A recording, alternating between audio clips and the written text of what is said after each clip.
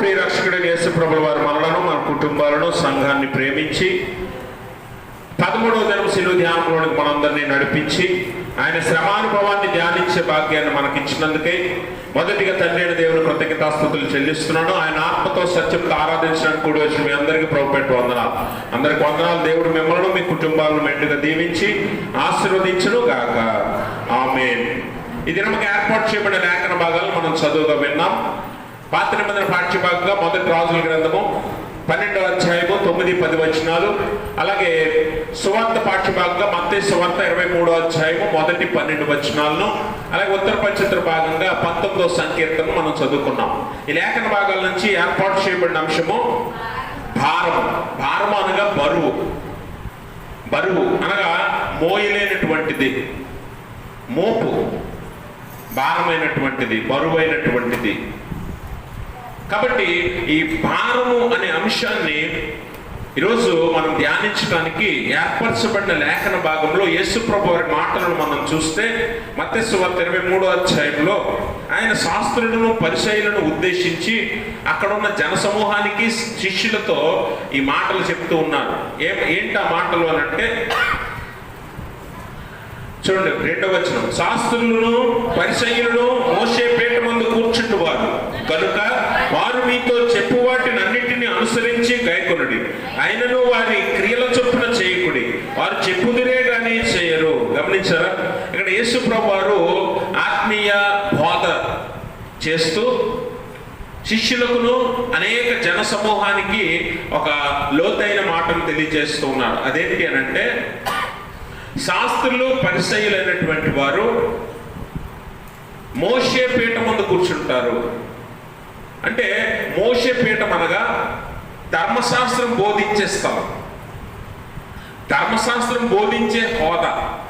ఈ హోదాలో ఉండి పరిసయ్యులు, శాస్త్రులు ఏం చెప్తున్నారు?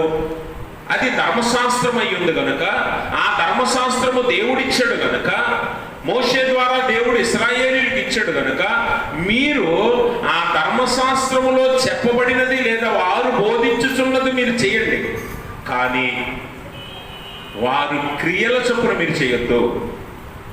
ఈరోజు మనం గమనించవలసిన ప్రాముఖ్యమైన విషయం ఏంటంటే, భారము అనే అంశాన్ని యేసు ప్రభు వారు మనకిస్తూ ఉన్నారు. ఇక్కడ ఆ తర్వాత ఎందుకు అలా చెయ్యొద్దు అని అంటే, వారు ఏమంట, చెప్పుదురే గాని చేయరు. మోయశక్యము కాని భారమైన బరువులు కట్టి మనుషుల భుజముల మీద వారు పెట్టుదురే గాని తమ వ్రేలితోనైనను వాటిని కదిలింపనొల్లరు. ఇందుకు వారి క్రియల చొప్పున మీరు చెయ్యొద్దు అని యేసు ప్రభువు అంటున్నాడు. ఇంతకీ శాస్త్రులు, పరిసయ్యులైనటువంటి వారు మనుష్యుల మీద ఎందుకు భారం మోపుతున్నారు? ఎందుకనంటే వారి మేలు కొరకు, వారి స్వలాభం కొరకు. ఇంతకీ ఆ బరువులేంటి? ఆ బరువులేంటి అని అంటే, మానవుడు ఈ లోకంలో జీవించిన జీవిత కాలంలో 3 రకాలుగా బరువులు మోస్తాడు. 1 మానసికంగా బరువును మోస్తాడు, 2 శారీరకంగా బరువును మోస్తాడు, 3 ఆధ్యాత్మికంగా బరువును మోస్తాడు. శారీరక బరువు అనగా ఇహలోక సంబంధమైన విషయాలలో మనము చేసే పనుల వల్ల మనం మోసేది.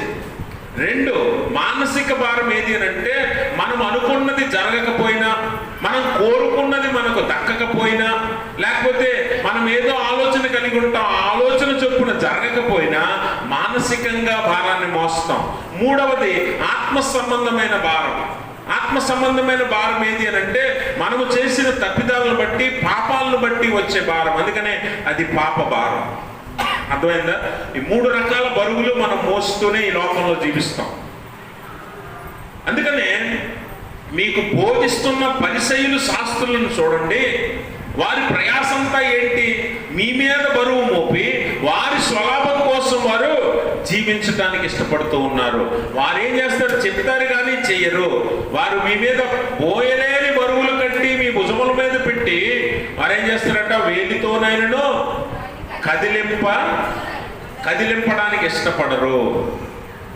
గమనించండి ప్రభునందు ప్రియమైన స్నేహితులారా, ఈ లోకంలో ప్రతి సందర్భంలోనూ మనము బరువులు మోపబడిన వారమై ఉన్నాం. అనగా అనగా మన మీద బరువులు ఉంచబడ్డాయి, మన మీద బరువులు ఉంచబడ్డాయి. ఆనాటి సందర్భంలో ఈ శాస్త్రులు పరిశీలైనటువంటి వారు సామాన్య ప్రజలందరినీ కూడా ఏ రకంగా భారభరితమైన జీవితాలను జీవించేలా చేశారనంటే, వారు మోషే ధర్మశాస్త్రాన్ని బోధిస్తున్నారు, బాగానే ఉంది. కానీ వారు ఏం చేస్తున్నారట, ఈ మోషే ధర్మశాస్త్రంలో ఆచారాలను సాంప్రదాయాలను వారి మీద మోపుతున్నారు, వారి మీద మోపుతున్నారు. ఇది సామాన్య ప్రజలకు బరువుగా భారంగా ఉంది. అందుకని మనం గమనించాలి, యేసు ప్రభు వారు ఇహలోక సంబంధమైన తల్లిదండ్రులు ఎవరు? మరియా, యోసేపు. మరియా యోసేపులు యోధా సాంప్రదాయం ప్రకారం మరియా యోసేపుల యేసు ప్రభు వారికి మరియా యోసేపులు తల్లిదండ్రులుగా ఉన్నారు కదా. అయితే మరియా యోసేపులు ధనవంతుల? మాట్లాడాలి. ధనవంతుల? వారు బీదవారు, వట్లవాణి కుమారుడు అని యేసు ప్రభు అంటున్నాడు. అంటే వారు ఆర్థిక స్థితి బాగలేదు సమాజంలో. యేసు ప్రభు సాధారణంగా యోధా సాంప్రదాయం ప్రకారం మగపిల్లవాడు జన్మించినప్పుడు 8వ దినాన దేవాలయానికి తీసుకెళ్లి సున్నతి ఇవ్వాలి. ఇది యోధా సాంప్రదాయం కదా. ఈ దేవాలయానికి తీసుకెళ్లి మగపిల్లవాడికి సున్నతి చేసే క్రమంలో దేవాలయానికి వట్టి చేతులతో వెళ్ళకూడదు, వట్టి చేతులతో వెళ్ళకూడదు. ఏం తీసుకెళ్ళాలి? మగపిల్లవాడు కనుక ఒక గొర్రెనో మేకనో అర్పణగా తీసుకెళ్ళాలి. మరి గొర్రెనో మేకనో కొనగలిగే స్తోమత కూడా మరియు యోసేపులకు లేదు, ఉందా? అందుకని గొర్రెను మేకను కొనలేక ఏం తీసుకెళ్లారు వాళ్ళు? 2 గొప్పలను తీసుకెళ్ళారు. అంటే మనం గమనించాలి, ఇది ఆచారము, ఇది సాంప్రదాయము. ఈ బరువు మతం నీ మీద మోపుతుంది.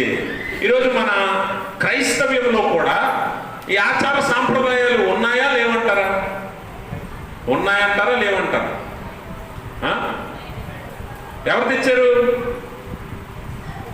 నేను తెచ్చానా అంటే బోధించేవారు తెచ్చారు కదా, మీరే తెచ్చుంటారని నన్ను అంటున్నారు. మీరు ఎవరు తెచ్చారు? ఎవరు తెచ్చుంటారు? అంటే మనం గమనించవలసిన విషయం ఏంటంటే, అందుకనే మనము రోమపత్రిక 15వ అధ్యాయాన్ని ఒకసారి చదువుదాం. మొదటి వచనం చదవండి అమ్మా. ఏం చదువుతున్నారు నాకు అర్థం కాదు. అపోస్తలుల కార్యాల గ్రంథం 15వ అధ్యాయం 1వ వచనం చదువు. కొందరు యోదయ నుండి వచ్చి మీరు మోషే నియమించిన ఆచారము చొప్పున సున్నతి పొందితేనే గాని రక్షణ పొందలేరని సహోదరులకు బోధించిరి. గమనించారా? వాస్తవానికి సున్నతి పొందుట యందు ఏమీ లేదు, పొందకపోవుట యందు ఏమీ లేదని పౌలు అంటాడు. కానీ యోదయ నుంచి కొందరు యూదులు వచ్చి ఏం చెప్తున్నారు? మోషే నియమించిన ధర్మశాస్త్రాన్ని మీరు పాటించాలి, కనుక రక్షణ పొందాలంటే మీరు సున్నతి పొందవలసిందే అని ఒక భారాన్ని మీ మీద, ఆనాటి ప్రజల మీద వారు మోపారు. అలాగనే 5వ వచనం చదువుదాం. పరిసయ్యుల తెగలో విశ్వాసులైన కొందరు లేచి అన్యజనులకు సున్నతి చేయింపవలననియు మోషే ధర్మశాస్త్రమును గైకొనుడని వారికి ఆజ్ఞాపించవలననియు చెప్పిరి. గమనించారా? కొందరు పరిసయ్యులు ఏమంటున్నారు? అన్యజనులు అనగా బయట నుంచి వచ్చిన వారు దేవుని సన్నిధిలోకి వస్తారే, ఆలయంలోకి వస్తారే, వారు రక్షణ పొందాలంటే ఏం చేయాలంట? వారికి కూడా సున్నతి ఇప్పించాలి. యూదులైనటువంటి వారు కూడా ఏమంటున్నారు? సున్నతి మోషే ధర్మశాస్త్రం కాబట్టి, మోషే నియమించిన ఆచారం కాబట్టి ఈ ఆచారాన్ని మనం పాటించాలి. అంటే మనం గమనించాలి, ఇక్కడ యూదులైనటువంటి వారు, పరిసయ్యులైనటువంటి వారు వారిని వారు గొప్పగా ఎంచుకుంటున్నారు. మేము ప్రత్యేకపరచబడిన వారము, దేవుని చేత ఎన్నుకోబడిన వారము, మా తర్వాతే ఎవరైనా. అందుకే అన్యులైనటువంటి వారు, బయట నుంచి వచ్చేవారు ఎలా ఉండాలంట? మాలాగన సున్నతి పొందాలి అనే భారము వారి మీద మోపుతున్నారు. అందుకనే ఇక్కడ అపోస్తలులు అలాగే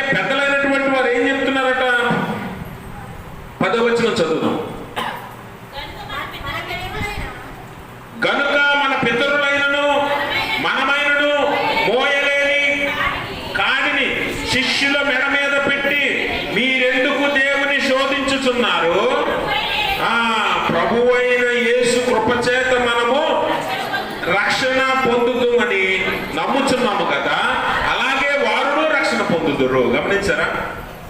యూదులైనటువంటి శిష్యులు, అపోస్తలులు ఏమని చెప్తున్నారు? మనమైనను మన పితరులైనను వారికి మోయలేని కాడిని వారి మెడ మీద పెట్టి దేవుణ్ణి నమ్ముకోవడానికి వచ్చిన వారికి ఆచారాలు సాంప్రదాయాలని చెప్పి వారిని భారము వారి మీద మోపడం అవసరమా? ఎందుకంటే మనం రక్షణ పొందుటకు ఒక్కటే కారణం. అదేంటి? నువ్వు సున్నతి పొందుట వల్ల కాదు, నువ్వు యూదుడని కాదు, లేకపోతే నువ్వు పలానా వాడు అని కాదు, నువ్వు పరిసయుడు అని కాదు. నీ స్థాయి స్థితి నీకు రక్షణ తేలేదు, కానీ నీకు రక్షణ రావడానికి ఒకటే కారణం, యేసుక్రీస్తు కృప ద్వారా మనం రక్షణ పొందుతున్నాం. ఇది ఒక్కటి ఉన్నప్పుడు వాడు సున్నతి పొందితే ఏంటి, పొందకపోతే ఏంటి, ఇలాంటి ఆచారాలు వారి మెడలకు మీరు చుట్టొద్దు, వారి భుజముల మీద మీరు పెట్టి వారిని భారం మోపొద్దు వారి మీద అని అపోస్తలులు చెప్తూ ఉన్నారు. కాబట్టి గమనించండి, ఈరోజు క్రైస్తవ విశ్వాసములో, క్రైస్తవ జీవితంలో, సంఘములో ఈరోజు అనేక అన్యాచారాలను మనము సంఘంలో చొప్పించుకొని మనము అవి పాటిస్తేనే మంచిది, అవి పాటిస్తేనే దేవుడు అంగీకరిస్తాడు అనే ఒక భ్రమలో బ్రతుకుతూ ఉన్నాం. ఇవన్నీ పనికిరాని భారాలు, ఇవన్నీ పనికిరాని బరువులు. మనము మోయవలసిన అవసరం లేకపోయినా మోసుకుంటూ వెళ్తూ ఉన్నాము. ఈ భారము దేవుడు నీ మీద మోపలేదు. దేవుడు భారము మోపేవాడు కాదు, కానీ మోసేవాడు అన్న విషయాన్ని కూడా మనం గమనించాలి. అందుకని ఈ శాస్త్రుల పరిచయం ఏం చేస్తారట? వారి లాభం కోసం ప్రజల మీద ఈ భారాలు మోపి వారు వేలితోనైనా కదపకుండా, చెప్తారు కానీ చేయకుండా వారు ఏం చేస్తున్నారట? వారి స్థాయిని పెంచుకుంటున్నారు, వారి స్థాయిని పెంచుకుంటున్నారు. అందుకని ఆ కింద అంటాడు, పరిచయం ఏం చేస్తున్నారట? మనుషులకు కనబడవలనని తమ పనులు చేయుదురు, తమ రక్షరేకులు వెడల్పుగాను తమ చెంగులు పెద్దవిగాను చేయుదురు. గమనించారా? అక్కడ యేసుప్రభువారు వారి గురించి ఏమని చెప్తున్నాడు? వీరు చెప్తారు కానీ చేయరు. ధర్మశాస్త్రంలో ద్వితీయోపదేశ కాండంలో మనం చూసినట్లయితే దేవుడు అంటాడు, ఓ ఇశ్రాయేలు వినుము. ఆరాధ్యం చదువుదాం. ఇశ్రాయేలు వినుము, మన దేవుడైన యెహోవా, అద్వితీయుడైన యెహోవా, నీ పూర్ణ హృదయముతోను, నీ పూర్ణాత్మతోను, నీ పూర్ణ శక్తితోను నీ దేవుడైన యెహోవాను ప్రేమింపవలెను. నేను నీకు ఆజ్ఞాపించు ఈ మాటలు నీ హృదయంలో ఉండవలెను.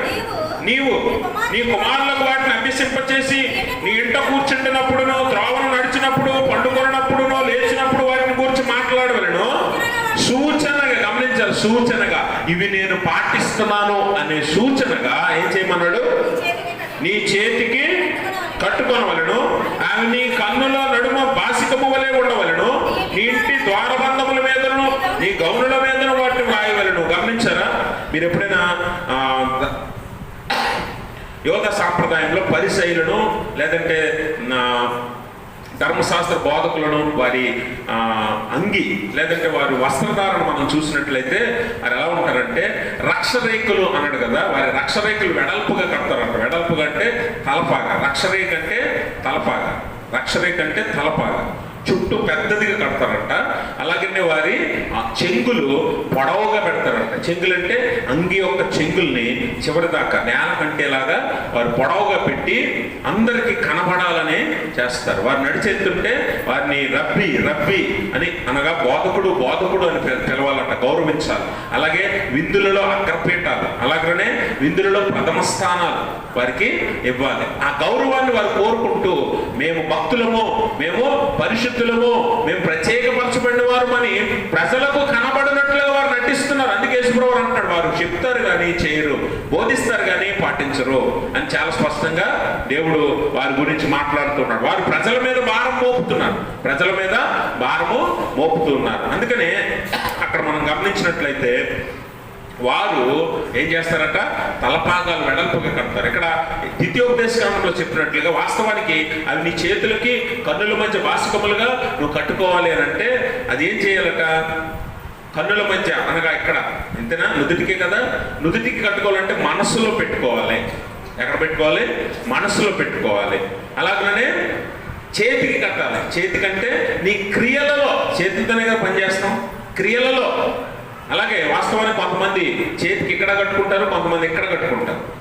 ఇక్కడ కట్టుకోవడం అంటే హృదయానికి దగ్గరగా ఉంటుంది. హృదయంలో కూడా అది ఉండాలి, మనస్సులో ఉండాలి, హృదయంలో ఉండాలి, క్రియలలో ఉండాలి ఈ ధర్మశాస్త్రం అని దేవుడు అది ఏర్పాటు చేస్తే వీరేం చేస్తారట, ఆ తాయెత్తుల్లాగా పెద్ద పెద్ద కట్టుకుంటారు, కనిపించాలి మనుషులందరికీ.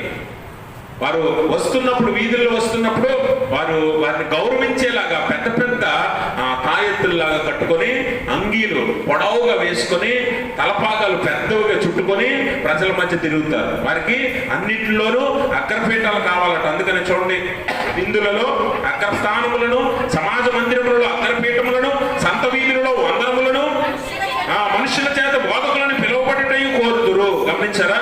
అలాంటి గౌరవం కోసం వారు ఏం చేస్తున్నారట, మానవుల మీద అనగా సామాన్య ప్రజల మీద భారము మోపుతున్నారు. సామాన్య ప్రజల మీద భారం మోపుతున్నారు.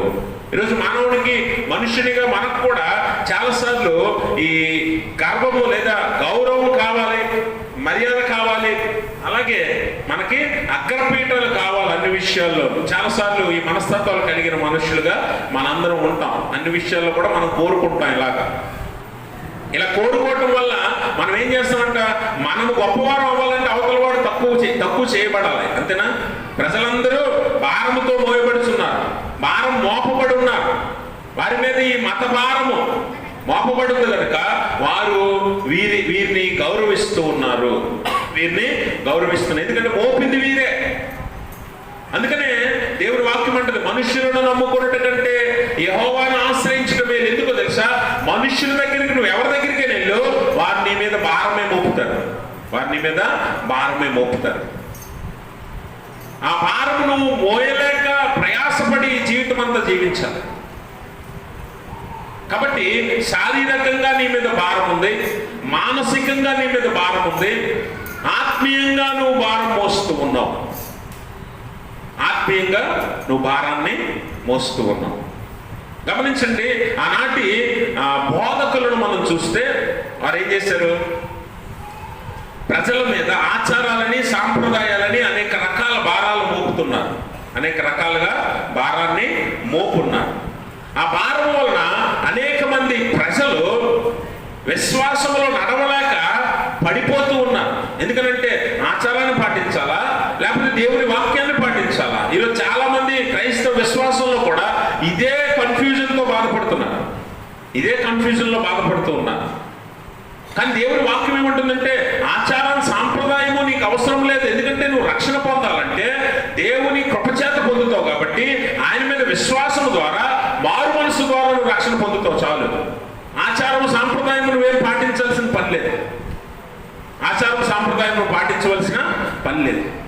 పైగా క్రైస్తవంలో అన్ని మతాచారాలను తీసుకొచ్చి పితరులు చెప్పిన సాంప్రదాయాలన్నింటినీ మనం క్రైస్తవంలో కలిపాం.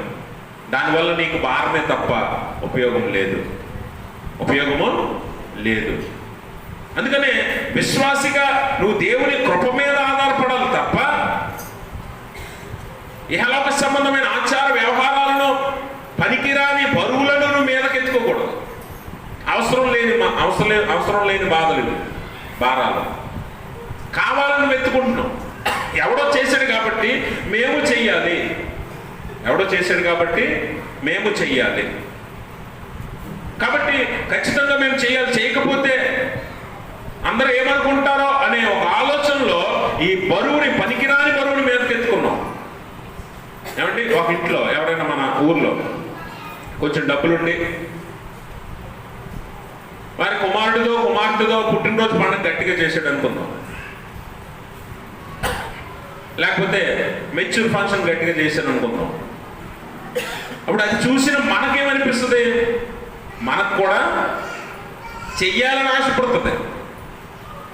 చెయ్యకపోతే ఏమనుకుంటారో, చేయకపోతే ఏమనుకుంటారో అనే మనుష్యుల గురించి ఆలోచన చేత లేనిపోని భారాన్ని మీద వేసుకుంటాం మనం కొన్నిసార్లు. నువ్వు చేయకపోయినా ఆవిడ అడగండి నేను. కొంతమంది అయితే ఒక అడుగు ముందుకేసి అందరూ 10 కేజీలు మోస్తే నేను 10 అంటే 20 మోస్తానని చెప్పి అప్పులు చేసి కూడా తెచ్చుకుంటారు కొంతమంది. పనికిరాని భారాలు కదా. అంటే అవతల వారిని చూసి భారాన్ని మీదేసుకుంటాం మనం, అవసరం లేదు. దేవుడు అదే అంటాడు, దేవుని కృపచేత మీరు రక్షించబడినప్పుడు పితరులు నియమించిన ఆచారాలను మీ మెడకెందుకు చుట్టుకుంటున్నారు, మీ భుజాల మీదకి ఎందుకు ఎత్తుకుంటున్నారు? కనుక మనం గమనించవలసిన విషయం ఏంటంటే శారీరక భారాన్ని విడిచిపెట్టాలి. నువ్వు శారీరక భారం ఎలా కలుగుతుంది? ఈరోజు లోకంలో మనము శారీరకంగా మనము కొన్ని పనులు కావాలని చేసుకుని మీద తెచ్చుకుంటాం బరువు. కొన్నేమో అవతల వారు మన మీద మోపుతారు, అవతల వారు మన మీద మోపుతారు. ఏంటా మోపే భారాలు అని అంటే, మనం చదువుకున్న పాత నిబంధన పాఠ్యభాగాన్ని చూస్తే మొదటి రాజుల గ్రంథం 12వ అధ్యాయం 9-10 వచనాలు ఒకసారి చదువుతాం. మా మీద నీ తండ్రి ఉంచిన కాడిని ఏంటమ్మా చులకన చేయడని నాతో చెప్పుకొని ఈ జనులకు ప్రత్యుత్తరం ఇచ్చినకు ఏ ఆలోచన మీరు చెప్పుతారు? చాలండి, ఇక్కడ ఆపండి. ఇక్కడ వాస్తవానికి ఇక్కడ సందర్భం ఏంటంటే, ఇశ్రాయేలీని పరిపాలించిన దావీదు రాజైన దావీదు కుమారుడు సొలొమోను పరిపాలించి తన పరిపాలన అయిపోయింది. అయిపోయిన తర్వాత సొలొమోను కుమారుడైన రెహబాము రాజు అవ్వాల్సిన సందర్భం ఇది. రెహబాముని పట్టాభిషేకం చేయాలి రాజుగా. రెహబాము దగ్గరికి ఇశ్రాయేలీలు పెద్దలు అందరూ కలిసి వచ్చి రెహబాముకు విన్నవించుకుంటున్నారు ఒక మనవి. ఏంటా మనవి? అయ్యా రాజా, మీ తండ్రి మా మీద చాలా భారం మోపాడు. ఏంటా భారము? పన్నుల భారము, పని భారం. ఎందుకు? ఆలయం నిర్మించారు సొలొమోను కాలంలో. సొలొమోను ఏం చేశాడు? ఇశ్రాయేలీలందరినీ పనితో నిమగ్నులుగా చేసి పనిలో భారాన్ని నింపాడు వారి మీద. ఆ భారంతో పన్నుల భారం అంటే ఆర్థికంగా కావాలి కాబట్టి ఆర్థికంగా వారి మీద భారం పడింది. ఇలా అనేక రకాల భారాలతో వారు బాధపడ్డారు కాబట్టి వారు వెళ్ళి రెహబాముతో మొరపెట్టుకుంటున్నారు. అయ్యా, నీ తండ్రి మా మీద బహుభారం ఉంచాడు, దాన్ని మీరు చులకన చేయండి అని బతిమాలుకొని వెళ్ళారు. 3 రోజుల తర్వాత రెండని చెప్పి వాళ్ళు పంపించాడు రెహబాము. ఇప్పుడు పెద్దలైనటువంటి వారిని, ప్రధానులైనటువంటి వారిని అడుగుతున్నాడు. ఇప్పుడు వీరికి నేనేం సమాధానం చెప్పాలి అని అంటే, పెద్దలు మేలుకరంగా ఆలోచించి ఏమన్నారంటే, నువ్వు వారికి సేవ చేస్తే జీవిత పర్యంతము వారు నీకు సేవకులుగా ఉంటారు అని వారు చెప్తే ఆ ఆలోచన పక్కన పెట్టేశాడు రెహబాము. పెట్టేసి ఏం చేశాడు? తన తోటి వారి అనగా తన ఈడు కలిగిన వారితో సంభాషించాడు. ఏం చేయమంటారంటే, అతని వయసు స్నేహితులు ఏమని చెప్పారంటే, నువ్వు ఇలాగ చెప్పు వచ్చిన ప్రజలందరికి ఏమనంటే, నా తండ్రి కంటే నా భారం బహుభారమైనది మీకు, నా తండ్రి నడుము కంటే నా చిటికెన వేలు బహుభారమైనది అని అంటే, ఎన్ని భారాలు నేను మోపుతానో నాకే తెలీదు మీ మీద. నాయకుడైనటువంటి వాడు ప్రజల మీద భారము మోపి వారిని పరిపాలిస్తే ఏమవుతుందట? వెంటనే ప్రజలందరూ తిరుగుబాటు చేశారు. రెహబామును వదిలేసి యెరోబాము దగ్గరికి వెళ్ళిపోయారు. యెరోబామును రాజు చేశారు. రాజ్యం రెండుగా చీలిపోయింది. గమనించండి, నాయకుడైనటువంటి వాడు ప్రజల మీద భారం మోపకూడదు. ఈరోజు మనము పన్నుల భారం మోస్తున్నామా? అప్పుల భారం మోస్తున్నామా? అధిక ధరల భారం మోస్తున్నామా? లోకంలో పరిస్థితి చూడండి. మీకు వచ్చే ఇన్కమ్ ఎంత? మీకు వెళ్ళే ఖర్చు ఎంత? మీకు వెళ్ళే ఖర్చు ఎంత? ఆఖరికి ఒక భారతదేశ పౌరుడిగా ఈ దేశము విధించే ప్రతి పన్నును కట్టాలా వద్దా? ఈరోజు ప్రతి పని జరుగుతుందంటే, ఒక ప్రభుత్వం పని జరుగుతుందంటే ఆ పనికి డబ్బులు లేదంటే ఆర్థిక సహాయం ఎవరిచ్చినట్టు? నువ్వు, నేను, మనందరం భారతదేశ పౌరులందరూ ఇచ్చినట్టే. అదే రూపంలో పన్ను రూపంలో ఇస్తాం కదా, పన్ను రూపంలో ఇస్తాం. నాయకుడైనటువంటి వాడు సుపరిపాలన చెయ్యాలి, ప్రజలు సంతోషంగా సస్యశ్యామలంగా ముందుకెళ్లేలా చెయ్యాలి. కానీ నాయకుడు మనుషుల మీద అనగా ప్రజల మీద పన్నుల భారం మోపితే, బరువులు మోపితే, మోయలేని మోపులు మోపితే దేవుడు ఖచ్చితంగా ప్రజలు వారి మీద తిరుగుబాటు చేస్తారు. అందుకే మన భారతదేశంలోనే కాదు, ప్రపంచవ్యాప్తంగా రాజకీయం అనేది ఎలా ఉందో తెలుసా? ఒక ఆయన అంటాడు, ఒక ఆయన అంటాడు, రాజకీయమైన నాయకులు ప్రజలను ఎలా మోసం చేస్తారంటే, వారి మీద బరువులు ఎలా మోపుతారంటే, ఇప్పుడు మీరు స్వతంత్రంగా తిరిగే ఒక మనిషి, మీరు కదా స్వతంత్రంగా తిరిగే ఒక మనిషి, మీ మీద నాయకులైనటువంటి వారు భారం ఎలా మోపుతారు అని అంటే, ఇప్పుడు మనము కోళ్ళని చూస్తాం, ఇంటి దగ్గర తిరుగుతుంటాయి కదా, పెంచుకునేవో బయటవో తిరుగుతుంటాయి కోళ్ళు. అవి సరదాగా అలా తిరుగుతుంటాయి, నచ్చింది తింటాయి, అక్కడక్కడ కూర్చుంటాయి.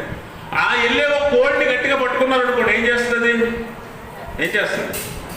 ఇక్కడ దేవునికి స్తోత్రం. ఒక కోడిని మీరు పట్టుకున్నారు, అది నిశ్శబ్దంగా ఉంటుందా? ఏం చేస్తుంది? అరుస్తుందా? అరిసినప్పుడు దాన్ని ఒక ఏక లాగారు అనుకోండి గట్టిగా, అప్పుడు ఏం చేస్తుంది? ఇంకా గట్టిగా అరుస్తుంది, అవునా? అరుస్తుందా లేదా? మళ్ళీ ఇంకొక ఏక లాగారు అనుకోండి, ఏం చేస్తుంది? మళ్ళీ అరుస్తుంది. మూడోది లాగామనుకో, మళ్ళీ అరుస్తుంది. బాధ, నొప్పి, భారం కదా, మొత్తం అన్ని లాగేసావు అనుకో, ఏం చేస్తుంది? ఏడుస్తుంది. అంతేనా? ఏడుస్తుంది. ఎక్కడికి వెళ్ళలేదు, ఇంకా రెక్కలు లేనప్పుడు ఎక్కడికి వెళ్తుంది? మొత్తం అన్ని లాగేసావు, నేల మీద పడేసాం అనుకో, అరుస్తుంది, ఏడుస్తుంది, కేకలు పెడుతుంది, మూలుగుతుంది, భారంతో బాధపడుతుంది. అలాంటి కోడికి, ఏడుస్తున్న కోడికి చాలాసేపు ఏడ్చాక ఇన్ని గింజలు తెచ్చి అక్కడ పడేసావు అనుకో, నువ్వే దేవుడివి. అవునా కదా? రాజకీయం అంటిదే. ప్రపంచవ్యాప్తంగా నాయకులైనటువంటి వారు చాలా మంది ప్రజలైనటువంటి వారిని ఎలాగున భారాలతో వారిని అణిచేస్తున్నారు, భారాలు మోపి వారిని కృంగతీస్తున్నారు. ఇప్పుడు పోయినవేంటి? విలువైనవి. ఇచ్చినవేంటి? రెండో మూడో గింజలు ఇచ్చాడంతే. ఆ గింజల్ని ఉచితం అనుకొని ఆ ఉచితాలను చూసి సంతోషించింది కోడి. అసలు పోయింది మర్చిపోయింది. ఏంటి ఇప్పుడు దాకా ఏడ్చి బాధపడి కన్నీరు కాల్చిన బాధంతా మర్చిపోయి కింద పడిన గింజలు చూసి అవి తింటూ కూర్చుంది. అర్థమైంది మీకు? అందుకే మనుష్యులను నమ్ముకున్న కంటే యెహోవాను ఆశ్రయించడం మేలు. అందుకే యేసుప్రభువు అంటాడు మత్తయి 11:11, ప్రయాసపడి భారం మోయించున్న సమస్త జనులారా నా యొద్దకు రండి, నేను మీకేమిస్తాను? విశ్రాంతినిస్తాను. ఏమిస్తాడు? విశ్రాంతినిస్తాడు. శారీరకంగా, మానసికంగా, ఆత్మీయంగా భారం మోయించిన నిన్ను దేవుడు ఆహ్వానిస్తున్నాడు. ఆయన యొద్దకు రమ్మని పిలుస్తున్నాడు. ఎందుకో తెలుసా? ఆయన నీ మీద ఉన్న బరువుని తీసేస్తాడు. నీ మీద ఉన్న బరువుని తీసి ఆయన నిన్ను విశ్రాంతికి, అనగా నీకు విశ్రాంతిని, నెమ్మదిని కలుగజేస్తాడు. నెమ్మదిని, విశ్రాంతిని నీకు కలుగజేస్తాడు. అందుకనే మనుషులు నీ మీద భారం మోపుతారు, కానీ దేవుడు యేసుప్రభువు నీ మీద ఉన్న భారాన్ని తీసేసే దేవుడు. కాబట్టి గమనించండి, మనము శారీరక భారం అనగా ఇహలోక సంబంధమైన మనుషులు మన మీద మోపేవి, అనగా ఈ పనుల భారమనో, అప్పుల భారమనో, లేకపోతే అనారోగ్య సమస్యల భారమనో, ఇవన్నీ మోస్తూ ఉంటాం. మానసిక భారం ఏంటి? మానసిక భారం ఏంటంటే మన ఆలోచనలు, తలాంతులు నెరవేరలేనప్పుడు, మన ఆశలు, కోరికలు తీరలేనప్పుడు మనస్తాపంతో భారాన్ని మోస్తాం గుండెల్లో కదా. మనం కోరుకున్న కొన్ని జరగవు, అప్పుడు మనసులో భారం ఉండిపోతుంది, మనసులో బరువు ఉండిపోతుంది. దాన్ని మోయలేము, ఎవరికి చెప్పుకోలేము. ఎవరికైనా చెప్పుకుంటే అవతల వాడు మనల్ని చులకన చేస్తాడు, అవతల వాడు మనల్ని హేళన చేస్తాడేమో అని కొంతమంది హృదయంలో మోస్తూనే ఉంటారు ఆ బరువుని, ఆ భారాన్ని. మానసికంగా భారాన్ని మోస్తున్నాం. ఇంకా ఆత్మీయ భారం ఏంటి అని అంటే, మనము పాపము చేసి, తప్పిదము చేసి, దోషము చేసి పాప భారం అనే భారాన్ని మోస్తున్నాం. ఏ భారము? పాప భారం అనే భారాన్ని. ఈ పాప భారము చాలా బరువైనది. దీన్ని మనము మోయలేము. ఇలాంటి భారభరితమైన మన జీవితాలను సులువు చేయటానికి, ఇలాంటి బరువులు మోస్తున్న మనల్ని విశ్రాంతినివ్వటానికి యేసుప్రభువు ఆహ్వానిస్తున్నాడు. ప్రయాసపడి భారము మోయిచున్న సమస్త జనులారా నా యొద్దకు రండి. బయటికి వెళ్తే అప్పులు, పన్నులు, ట్యాక్స్లు, లేకపోతే ఇతర భారం. ఇంట్లోకి వస్తే కుటుంబ భారం, పిల్లల భారం, చదువుల భారం కదా, పోషణ భారం, ఇవన్నీ భారాలే, ప్రతిరోజు మోసేవే. ఇవి మొయ్యలేక ఈడ్చుకుంటూ వెళ్తున్నావు కుటుంబాన్ని, జీవితాన్ని కుంటుకుంటూ తీసుకెళ్తున్నావు చివరి దాకా. అందుకని యేసుప్రభువు అంటాడు, నా యొద్దకు రండి, నా యొద్దకు రండి. అన్నిటికంటే ప్రాముఖ్యంగా మనసులో బాగా శారీరక భారము నువ్వు ఎంత మోస్తున్నావో అంతకంటే ఎక్కువగా పాప భారాన్ని మోస్తున్నావు. ఆ భారం నీ మీద నుంచి ఎవడు కూడా తీయలేడు. అలాంటి భారాన్ని కూడా తీయటానికి యేసుప్రభువు నిన్ను ఆహ్వానిస్తున్నాడు. సమస్త జనులారా, అందరూ కూడా రావచ్చు ఇక్కడికి, వారి భారాన్ని తీసేసుకొని విశ్రాంతి పొందొచ్చు, నెమ్మది పొందొచ్చు, సంతోషాన్ని పొందొచ్చు అని యేసుప్రభువు ఆహ్వానము తెలియజేస్తూ ఉన్నాడు. పాప భారం ఎంత బరువైందంటే, పాప భారం చూడండి, దావీదు భక్తుడు అంటాడు కదా, దావీదు భక్తుడు అంటాడు 38వ సంకీర్తన 4వ వచనం చూడండి, జాగ్రత్తగా వినాలి. నా దోషములు నా తల మీదుగా పొర్లిపోయి ఉన్నవి, నేను మోయలేని బరువు వలె అవి నా మీద మోపబడి ఉన్నవి. చాలు, నా దోషములు నా తల మీద నుంచి పొర్లి వెళ్ళిపోతున్నాయట. నేను మోయలేని బరువు వలేవి నా మీద మోపబడి ఉన్నవి. పాపభారం ఎంత బరువైందో తెలుసా? అది మనకి తెలియని బరువు, కానీ మోయలేని బరువు. మనకు తెలియదు కానీ మోయలేని బరువు అంట. ఎందుకంటే దానివల్ల వచ్చే శిక్ష కూడా అంతే బరువుగా ఉంటుంది, మోయలేము. దానివల్ల వచ్చే శిక్ష కూడా అంతే బరువుగా ఉంటుంది, అది మోయలేము. అందుకే స్వామి వివేకానంద అని ఆయన ఏమంటాడంటే, పాపం అనేది ఎలాంటిది అంటే, మనము తల వరకు మునిగిపోయి ఒక నీటిలోకి వెళ్ళి నిలబడితే మన తల మీద నుంచి వెళ్ళే నీళ్లు ఎంత బరువో అంత బరువు అట. ఎంత బరువు? ఆ బరువు ఎవరికైనా తెలుస్తుందా? తల మీద నుంచి నీళ్ళు వెళ్తాయి కదా, ఒక చెరువులోనో, ఒక సెలయేట్లోనో, ఒక నదిలోనో నువ్వు నిలబడితే, నీ తల మీద నుంచి నీళ్ళు వెళ్ళేంత లోతులో నువ్వు నిలబడితే నీ తల మీద నుంచి ఎన్ని నీళ్ళు వెళ్తాయి తెలుసా నీకు? ఎన్ని లక్షల లీటర్లు వెళ్తాయి? ఆ బరువు నీకు తెలియదు, కానీ అంత బరువు అట్ట పాపం అంటే. అదే బరువు నువ్వు ఒట్టుని నిలబడి మోయగలవా? అందుకనే పాపములో లేని వాడికి పాపం అంటే అసహ్యం, ఎందుకంటే అది మోయలేడు. పాపంలో ఉన్న వాడికి పాపమే ఇష్టం, ఎందుకంటే వాడికి ఆ బరువు తెలియదు. నీళ్ళలో మునిగిపోయిన ఉన్నవాడికి నీళ్ళ మీద నుంచి ఎత్తున్న నీళ్ళ బరువు తెలుస్తుందండి. కానీ ఆ నీళ్లు ఎన్ని లక్షల లీటర్లు వెళ్తాయి మీద నుంచి, అవన్నీ ఒక ట్యాంకులో పట్టి వాడిని ఒడ్డు మీద నిలబెట్టి ఆడు బుర్ర మీద పెట్టేవనుకున్న ట్యాంక్ ఉంటాడా? మోయగలడా? అందుకే పాపంలో ఉన్నాడు, బరువు తెలియదు కాబట్టి పాపంలోనే ఉంటాడు. పాపంలో లేనివాడు బయట ఉంటాడు కాబట్టి ఆడికి కొంచెమైన బరువే పాపం, ఆడికి తెలుసా భారం. దావీదు భక్తుడు అదే చెప్తున్నాడు, సాక్ష్యం ఇస్తున్నాడు, నా దోషములు నా తల మీద నుంచి పొర్లుచున్నవి, మోయలేని బరువు నా మీద మోపబడి ఉన్నది. పాపం అంటే దాని బరువు ఎంతో తెలిసినోడు పాపం జోలికి పోవడం తెలుసా? తెలియని వాడు ఏం చేస్తాడు? అందులోనే తేలియాడుతూ ఉంటాడు, పాపంలోనే. అందుకే ఆ భారము, ఈ భారము, అన్ని భారాలు నీ దగ్గర నుంచి తీసేయటానికి యేసుప్రభువు ఈ లోకానికి వచ్చాడు. నిన్ను ఆహ్వానిస్తున్నాడు.